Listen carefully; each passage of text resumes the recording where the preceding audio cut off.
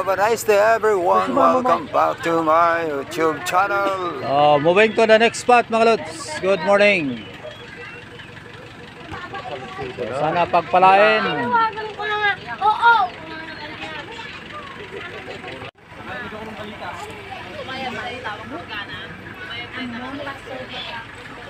Yan bang ano doon, baka doon?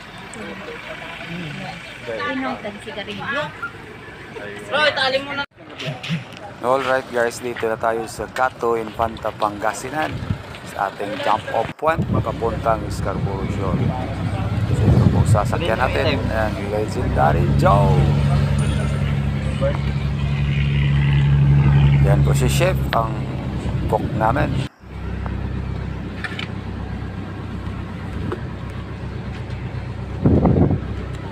So this will be our new HQ for 1 week. Let's go! Ayan mga lods, medyo hapon na. So dito na tayo matulog sa bangka at na-travel pa tayo ng ilang milya, around 100 miles sa spot. So here we are, West Philippine Sea, Scarborough Shoal. So kasama natin si Puro Apu Chukay, Dingsan Dumaran, nandun si Robert Wasalak, nandun rin si Shen sa baba. Okay? So stay tuned for more actions. Good morning guys. So first morning natin dito sa bangka.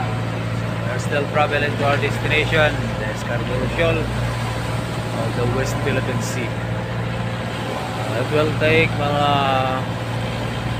7 more hours, so 6 to 7 more hours para marating namin ang spot namin. Ayan, first morning natin dito. Kasama katulog pa.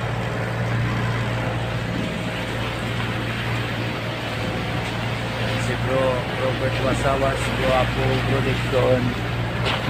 Ayan, katulog pa.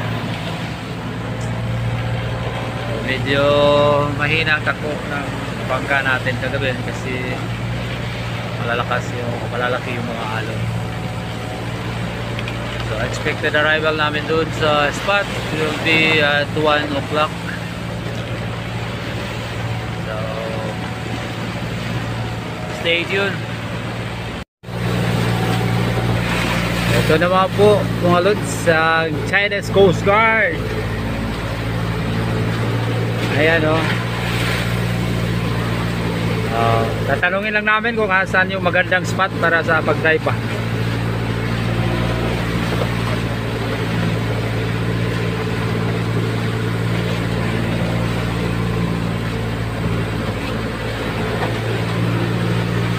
Ayan po sila. Usual na nila yung ginagawa dito. Malapit na kami sa Scarborough. Around 2 miles na lang. At ito naman po ay barko ng mga Chinese militia. Marami po yan dito. 24/7 din po yan nagpapatrol dito sa Scarborough area. So finally guys, nandito na kami sa anchorage namin dito sa Scarborough Shoal. Kanina pa kami nakarating doon sa bungad at agad kaming sinalubong ng mga Coast Guard ng China. In-escort pa kami ng almost 30 minutes. Okay din naman, wala namang problema. So ito na kami, mag-anchor na sa mababaw at malinaw at kalmadong lugar.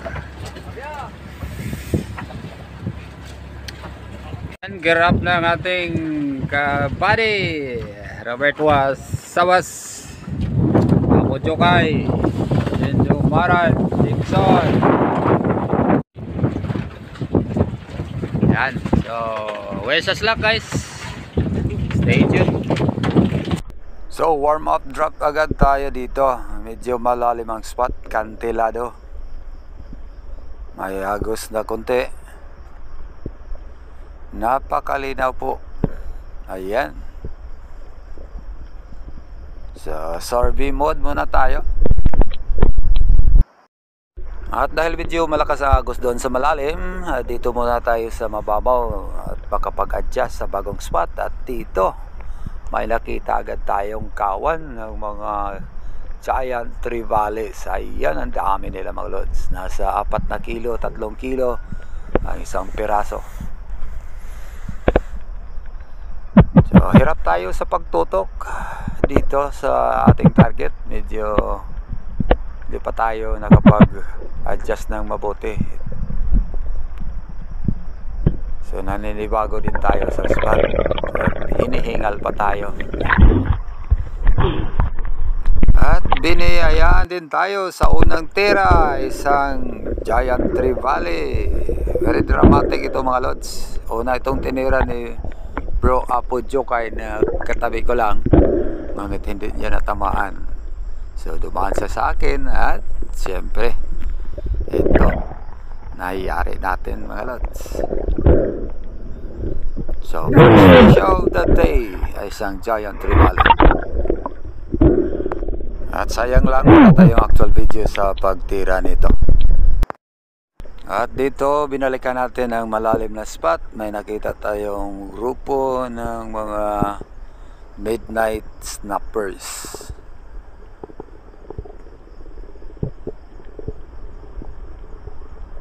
Yan, at dahan-dahan natin itong binabaan. Napakaamo nila sa panahon na to.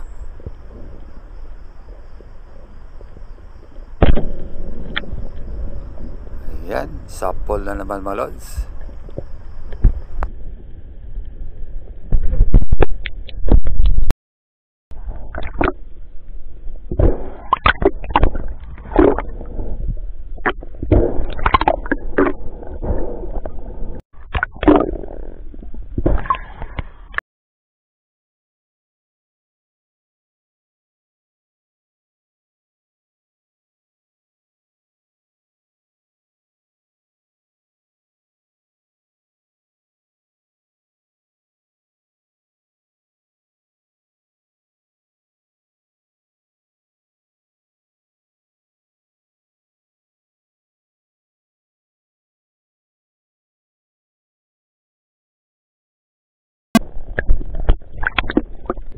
At dito muli akong bumaba dahil may nakita ko isang red bass.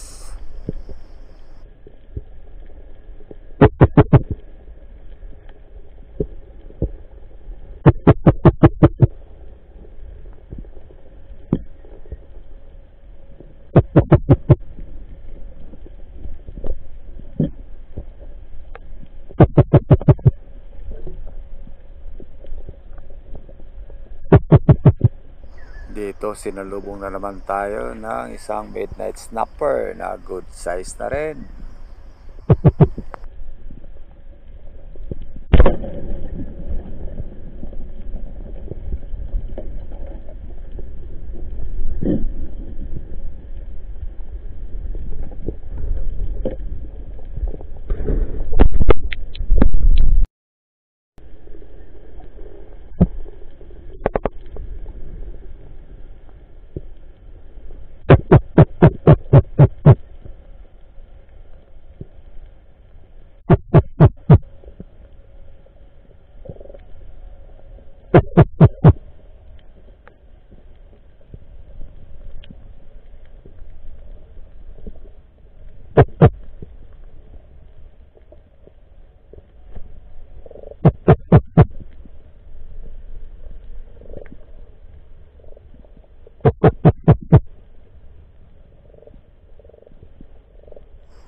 Sa drop long ito, isa namang midnight snapper ang aking nasalubong.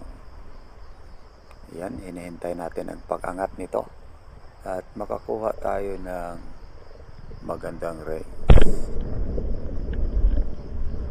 Yan po, good shot po yan mga lods.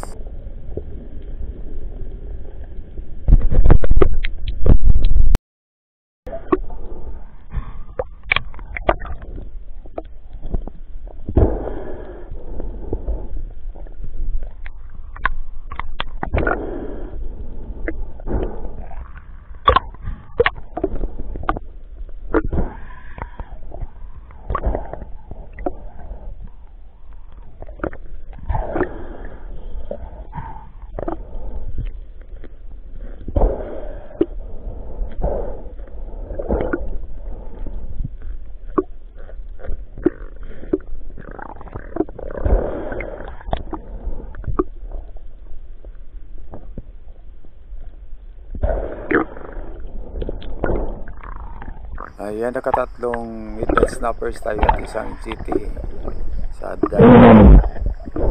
At hindi na tayo nakahuli pa dahil tinulungan natin si Bro Dixon Dumaran na i-retrieve ang kanyang dugtod tunas. Dalawa po na malaki ang kanyang mga huli. Hindi lang natin nakuha ng video, sayang.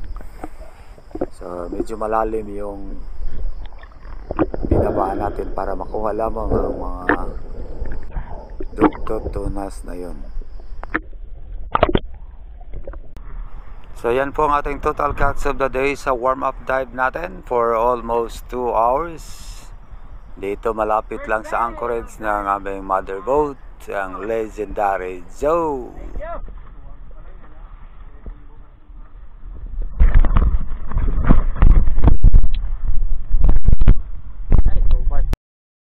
Good morning guys, so this is our day 2 here in Scarborough Shoal. Ayan, morning ride tayo, nagkakape po na.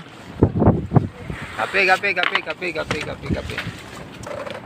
So ayan. Ayan mga buddy ko, gising na sila nagkakape. Just don't know. Ayan. So nandun banda yung Chinese Coast Guard, no? Yung ibang mga piso sila na doon, no? Ito naman, mga Pinoy yan. Malayo. Pero doon, isang malaking barko ng mga Chikwa. Ayan. So naka-anchor kami pa rin dito sa Scarborough Shoal at mamaya dadive na kami. So dive safe sa lahat. So chow time mga lods, breakfast namin ngayon. Ayan po mga kasama natin, no? Ay nag-enjoy, tapos na yung iba. Ayan si Dixon, Bro Apo. Yung iba nagkapakapi lang. So simpleng buhay, simpleng pagkain dito sa labas ng Pilipinas.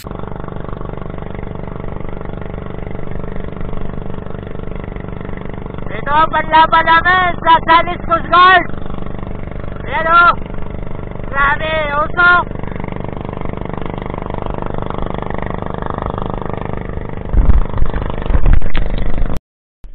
Unang binabaan natin ang medyo malalim na spot sa my wall area, pero medyo malakas ang agos doon. So nag-decide muna ako dito sa mababaw lang muna. May mga big eye emperors na nakikita ko, so ito na muna aking titirahin.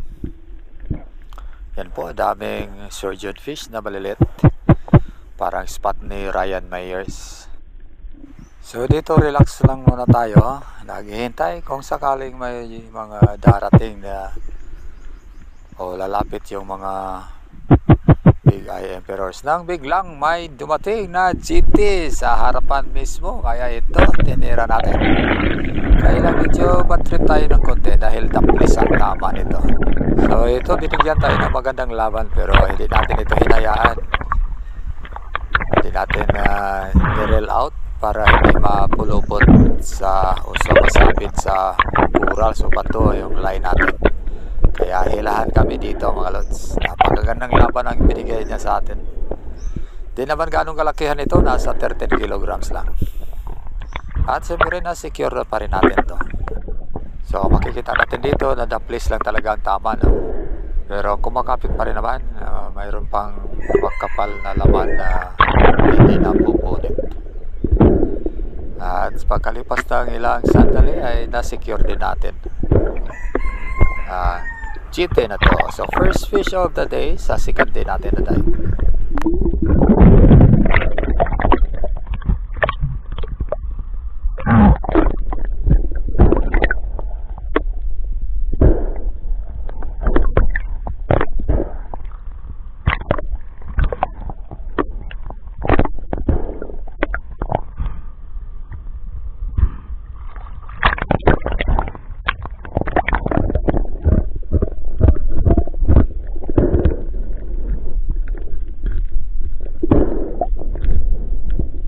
So ito na po, na-secure na natin ang ating first fish of the day, giant trevally.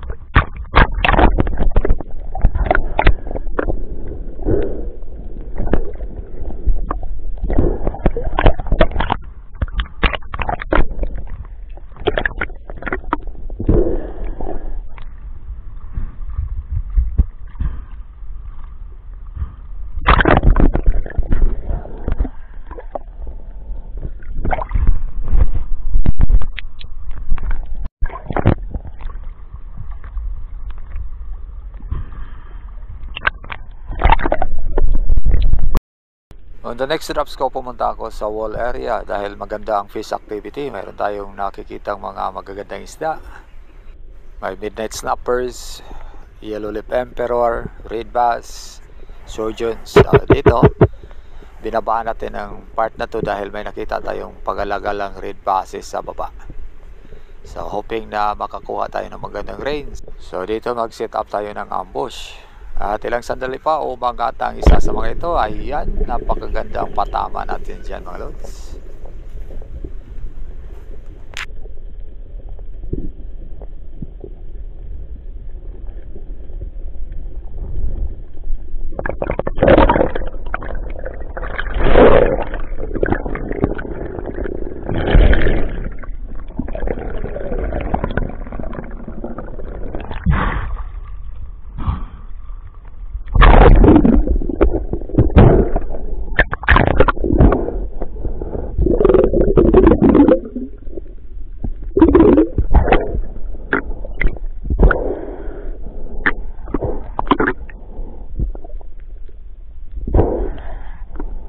So my second fish of the day, isang red bass.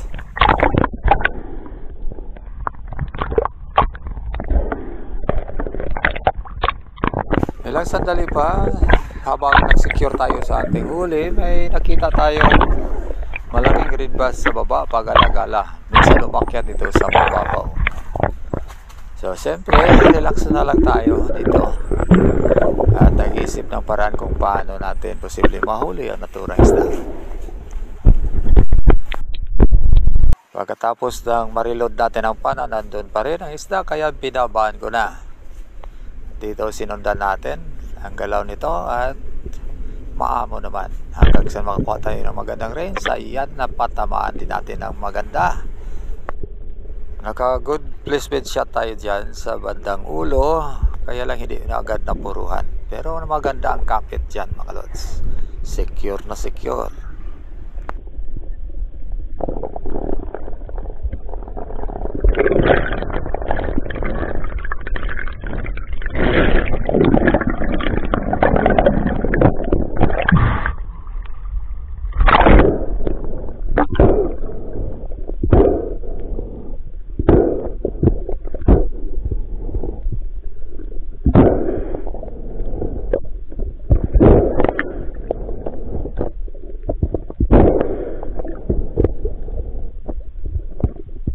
So ito po ang ating personal best sa red bass at 10 kilograms.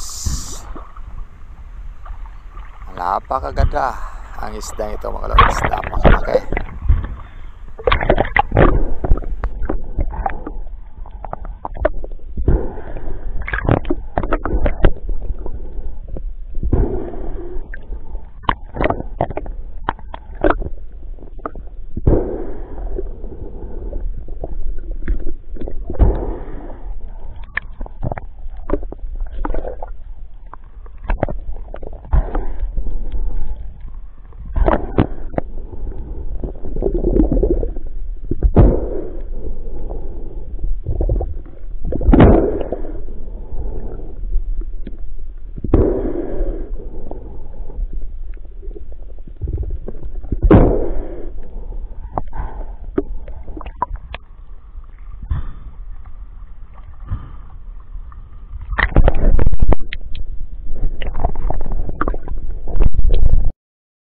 Nagpatangay ako sa mahinang agos hanggang napunta ako dito at may binabaan akong isang Maori snapper. At dito dahan-dahan kong nilapitan. Dive bombing tayo, pretty full. Kaya lang lumayo ito sa atin. So I decided na magtago dito.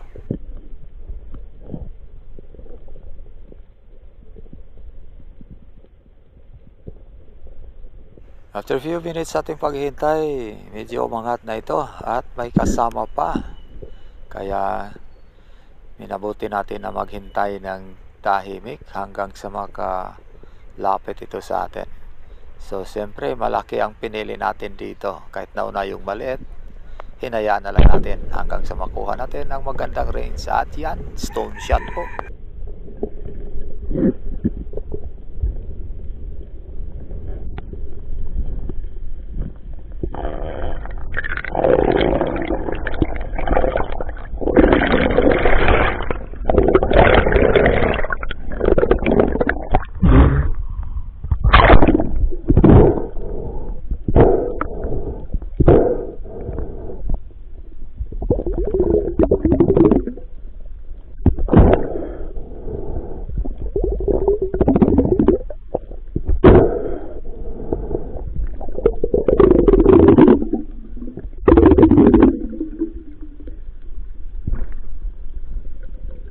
po ang ating Maori Snapper. Nasa 3 kilos po yan mga lods.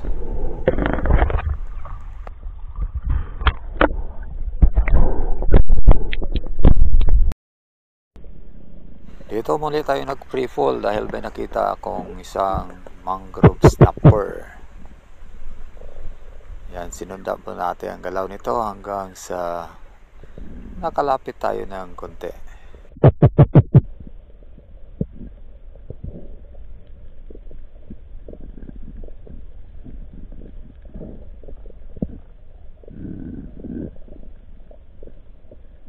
Finally, nakakuha din tayo ng magandang range. Ayan, magandang patama din natin yan mga lods.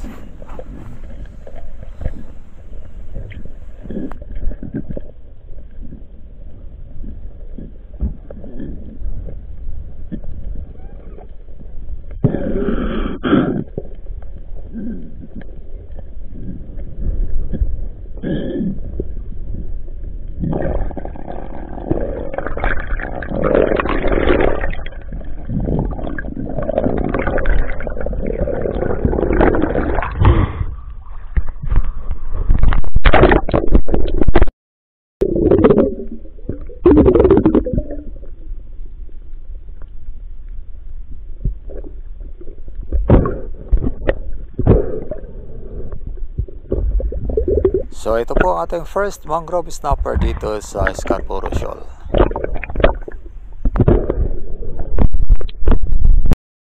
At sa isang drop natin, may nahuli din tayong isang midnight emperor. Wala nang video sa actual na shooting nito. At may isa pa tayong yellow lip emperor. Hindi ko na makita ang video nito.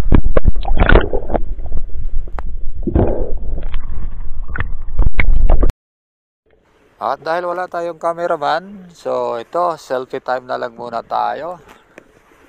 Sa sariling paraan, ayan po ang ating huli sa araw na to. Ayan, kita nyo naman, no? Gwapo ko dyan, kung malinaw lang sana. At may sumingit pa, oh.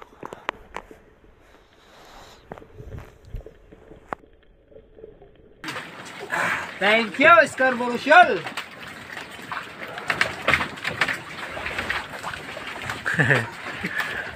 Mamaw, puro mamaw, harvest. Thank you. Kina. So thanks guys for watching. This is Silent Hunter Bugoy for our first episode. Please don't forget to subscribe to this channel.